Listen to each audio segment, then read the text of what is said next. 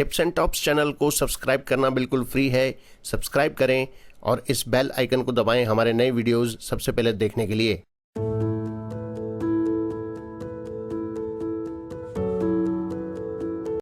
स्वामी रामसुखदास जी महाराज को शत शत नमन।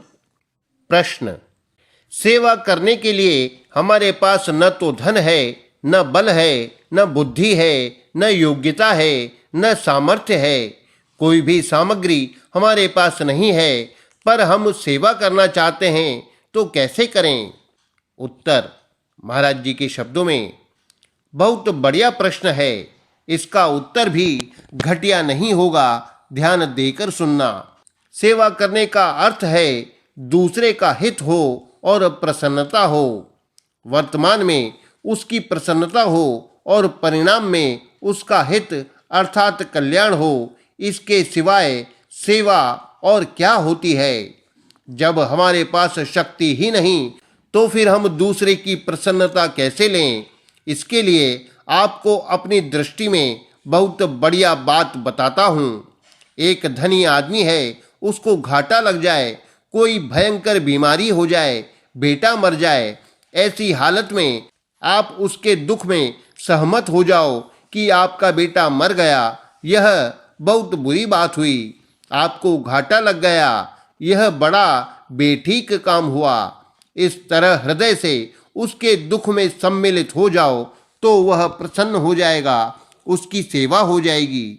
ऐसे ही किसी के पास बहुत धन संपत्ति हो जाए, लड़का बड़ा होशियार हो जाए, तो उसे देखकर हृदय से खुश हो जाओ और कहो कि वाह वाह, बहुत अच्छा हुआ। इससे वह प्रसन्न हो जाएगा।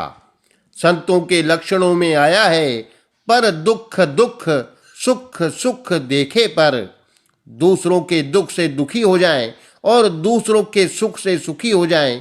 यह सेवा आप बिना रुपए पैसे के, बिना बल के, बिना सामग्री के कर सकते हैं। दूसरों को दुखी देखकर आप दुखी हो जाओ कि हे नाथ, क्या करें? हमारे पास कोई सामग्री नहीं, धन नहीं, बल नहीं, जिससे हम दूसरों को सुखी कर सकें। हम क्या करें? इस तरह आप हृदय से दुखी हो जाओ और दूसरों को सुखी देखकर हृदय से प्रसन्न हो जाओ, तो यह आपकी बड़ी भारी सेवा होगी। जिसके हृदय में ऐसा भाव होता है, उस पुरुष के दर्शन मात्र से लोगों को शांति मिलती है। धन आदि से हम दूसरों की सेवा करेंगे, उपकार करेंगे, यह बहुत ही स्थूल बुद्धि है। मैं तो कहता हूँ कि नीच बुद्धि है। आपने सेवा को महत्व नहीं दिया है, धन को महत्व दिया है। जो धन को महत्व देता है वह नीच है।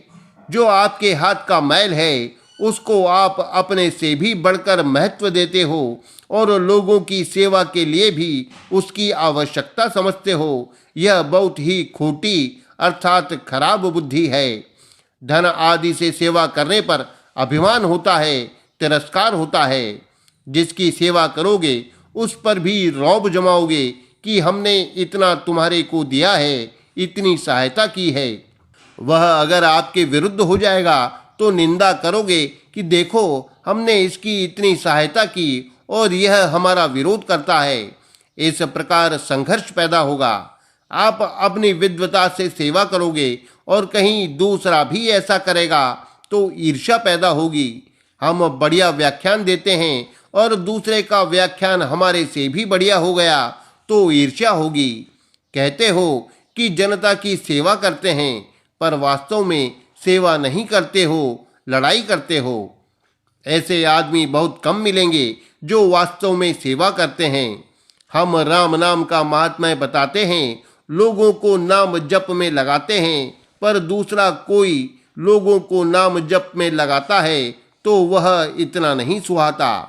हमारे कहने से कोई नाम जप में लग जाए तो हम राजी होते हैं, पर दूसरे के कहने से कोई नाम जप में लग जाए तो हम उतने राजी नहीं होते। जबकि हमें उससे भी ज़्यादा राजी होना चाहिए कि हमारा परिश्रम तो हुआ ही नहीं और हमारा काम हो गया।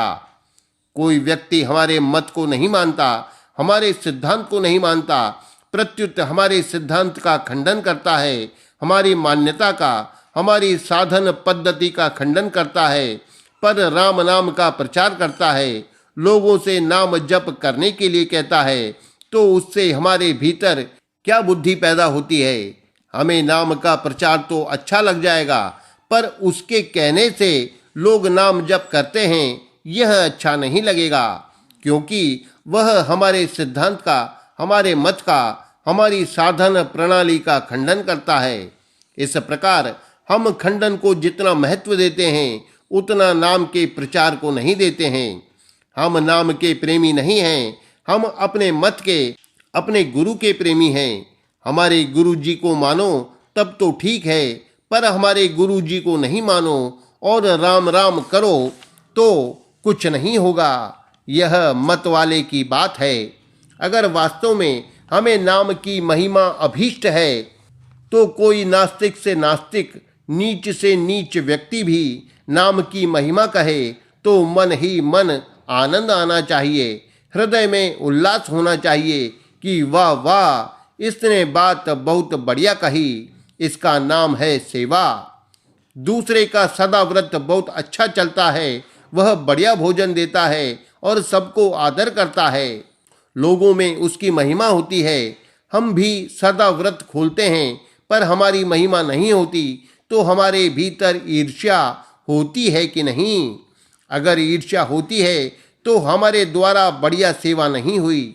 वास्तव में तो हमें खुशी आनी चाहिए कि वहाँ बढ़िया भोजन मिलता है, हमारे यहाँ तो साधारण भोजन मिलता है।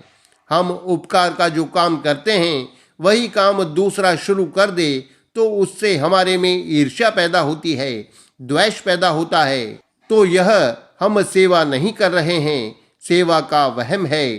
किसी भी तरह से किसी के द्वारा ही सेवा हो जाए तो हम प्रसन्न हो जाएं। जो सेवा करता है उसको देखकर और जिनकी सेवा होती है उनको देखकर हम प्रसन्न हो जाएं कि वाह वाह, कितनी बढ़िया बात है। हमारे पास एक कौड़ी भी लगाने को नहीं हो, पर हम प्रसन्न हो जाएं, उस सेवा में सहमत हो जाएं, तो हमारे द्वारा सेवा हो जाएगी। बोलो, इसमें क्या कठिनता है? इसमें कोई सामग्री नहीं चाहिए, अपना हृदय चाहिए। सेवा वस्तुओं से नहीं होती है, हृदय से होती है। लोगों में यह वहम रहता है कि इतना धन हो जाए तो हम ऐसी ऐसी सेवा करेंगे। विचार करना चाहिए कि जिनके पास उतना धन है वे सेवा करते हैं क्या?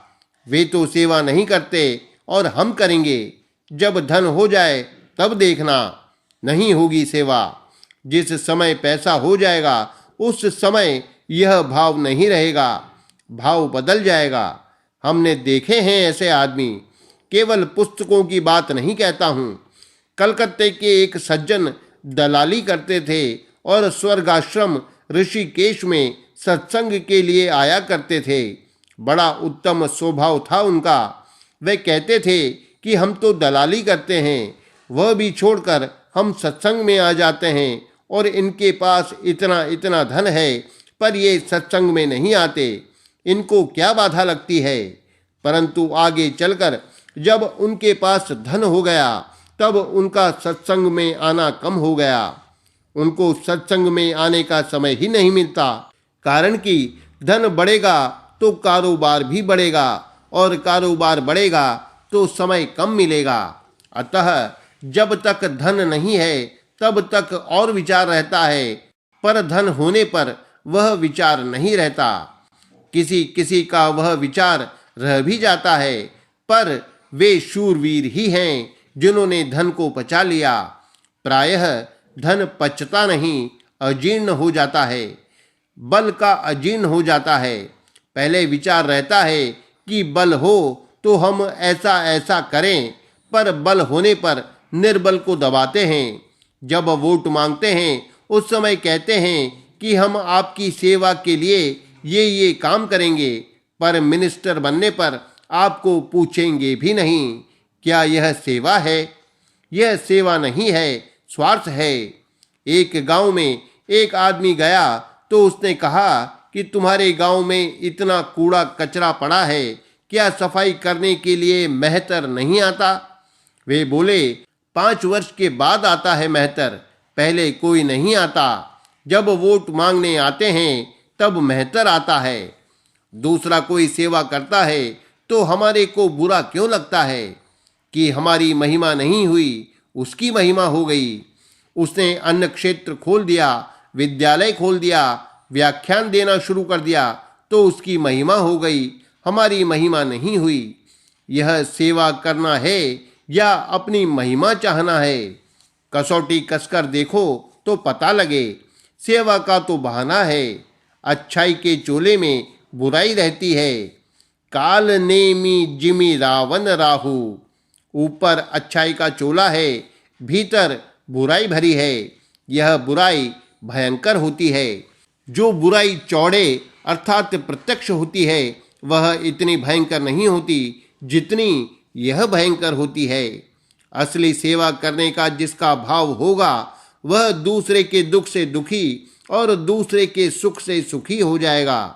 दूसरों के दुख से दुखी और सुख से सुखी न होकर कोई सेवा कर सकता है क्या? जब तक दूसरों के दुख से दुखी और सुख से सुखी नहीं होगा तब तक सेवा नहीं होगी।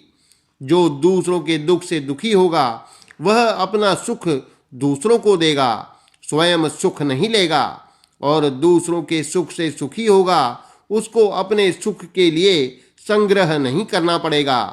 यह बात कंठस्थ कर लो कि दूसरों के दुख से दुखी होने वाले को अपने दुख से दुखी नहीं होना पड़ता और दूसरों के सुख से सुखी होने वाले को अपने सुख के लिए भोग और संग्रह नहीं करना पड़ता। संसार से मिली हुई सामग्री को अपनी मानकर सेवा में लगाओगे तो अभिमान आएगा। अतः सेवा के लिए सामग्री की जरूरत नहीं है, हृदय की जरूरत है।